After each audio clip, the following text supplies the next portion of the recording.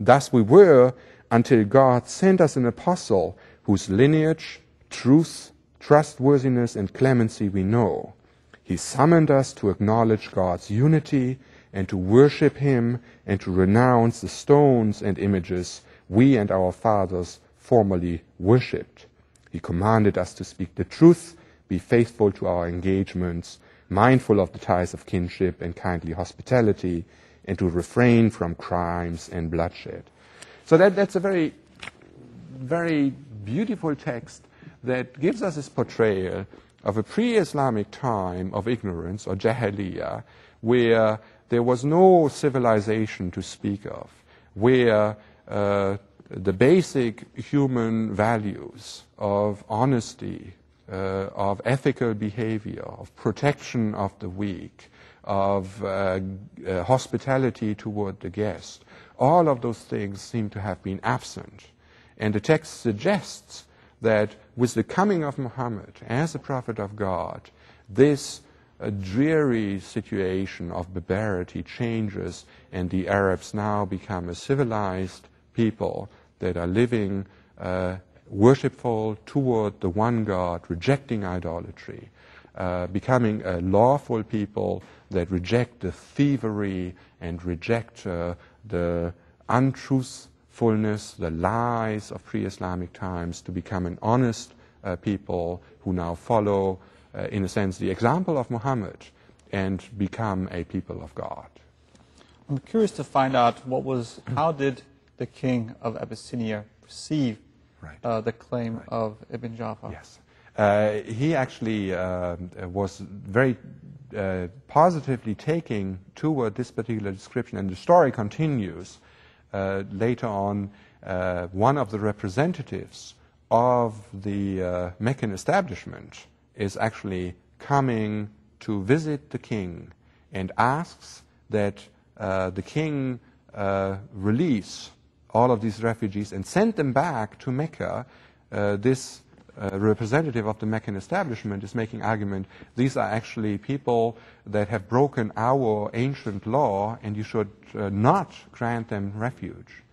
And in that context, now Jafar is quoting from the Quran. He's actually quoting Surah Maryam, the 19th surah of the Quran, that talks about Mary, talks about Jesus, and he's quoting this surah, or parts of this surah, to Najash, to the king of Abyssinia.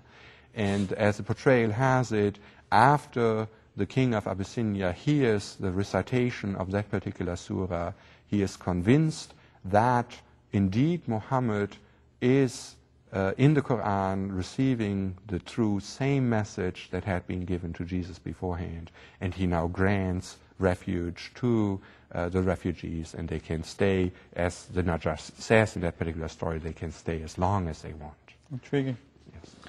Please stay with us, as we'll be back momentarily. We wish to hear from you, so please forward your comments to perspectives@ebru.tv.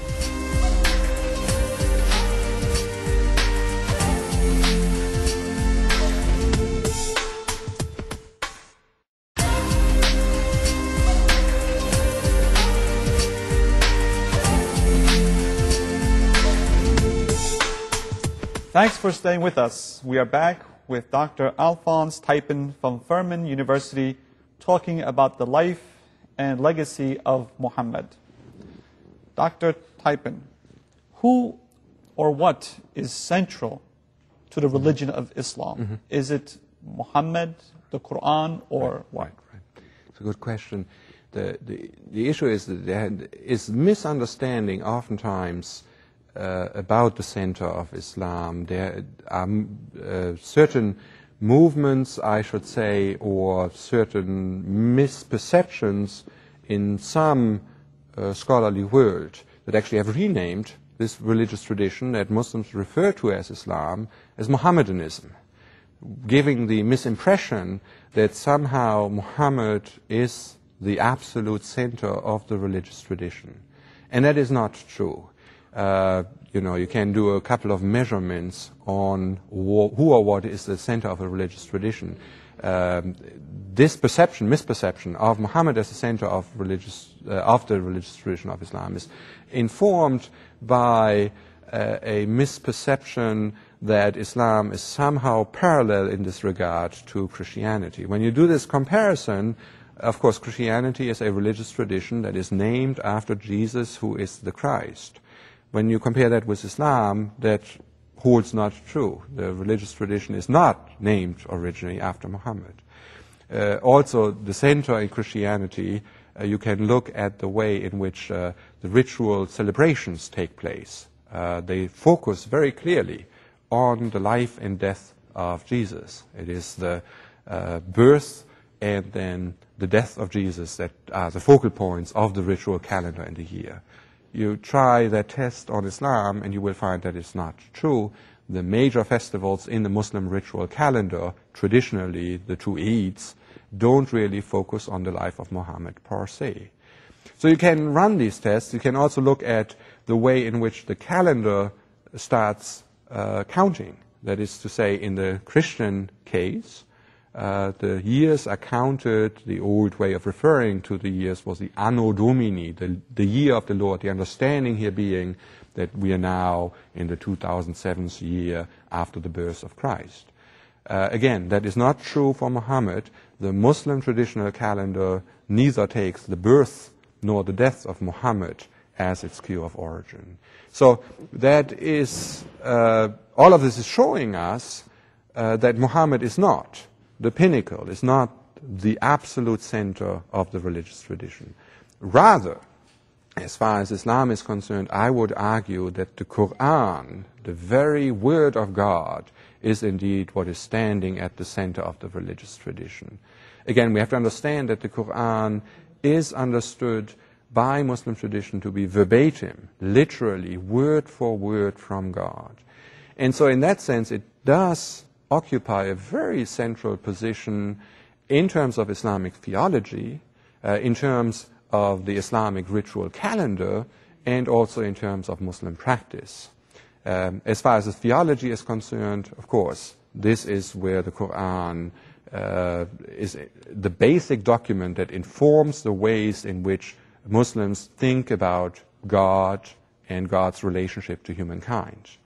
Now, when it comes to religious practice, one of the major festivals in the Muslim calendar is the Eid, that is following upon the months of fasting of Ramadan.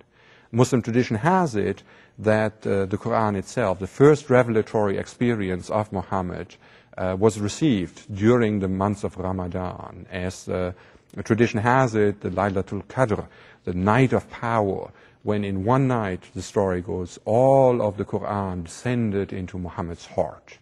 And the Muslim practice in ritual is a whole month of, you might say, preparatory fasting, and that is then followed up with the Eid, with the celebration that comes after this month of fasting.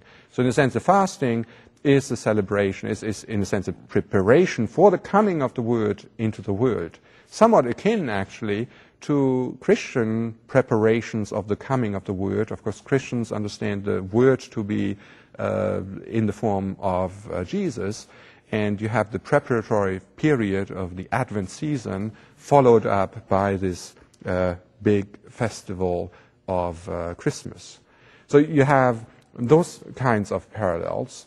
In addition to that, I would say the Quran itself is held in very high esteem in Muslim ritual practice.